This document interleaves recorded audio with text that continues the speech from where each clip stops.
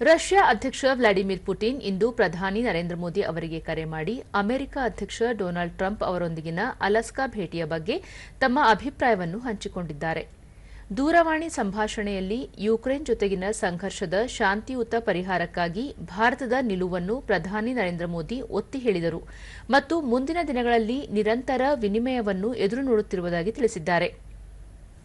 ಈ ಕುರಿತು ಸಾಮಾಜಿಕ ಮಾಧ್ಯಮದಲ್ಲಿ ಮಾಹಿತಿ ನೀಡಿರುವ ಪ್ರಧಾನಿ ನರೇಂದ್ರ ಮೋದಿ, ರಷ್ಯಾ ಅಧ್ಯಕ್ಷ ವ್ಲಾಡಿಮಿರ್ ಪುಟಿನ್ ದೂರವಾಣಿ ಕರೆ ಮಾಡಿ ಅಲಾಸ್ಕಾದಲ್ಲಿ ಅಮೆರಿಕ ಅಧ್ಯಕ್ಷ ಡೊನಾಲ್ಡ್ ಟ್ರಂಪ್ ಅವರೊಂದಿಗಿನ ಅವರ ಇತ್ತೀಚಿನ ಭೇಟಿಯ ಕುರಿತು ಒಳನೋಟಗಳನ್ನು ಹಂಚಿಕೊಂಡಿದ್ದಾರೆ. ಇದಕ್ಕಾಗಿ ಅವರಿಗೆ ಧನ್ಯವಾದ ಸಲ್ಲಿಸುವುದಾಗಿ ತಿಳಿಸಿದ್ದಾರೆ.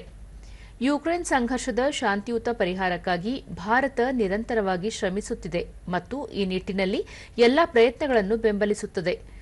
ಮುಂದಿನ ದಿನಗಳಲ್ಲಿ ಇನ್ನಷ್ಟು ಬೆಂಬಲವನ್ನು ಎದುರು ನೋಡುತ್ತಿರುವುದಾಗಿ ಪ್ರಧಾನಿ ಹೇಳಿದ್ದಾರೆ.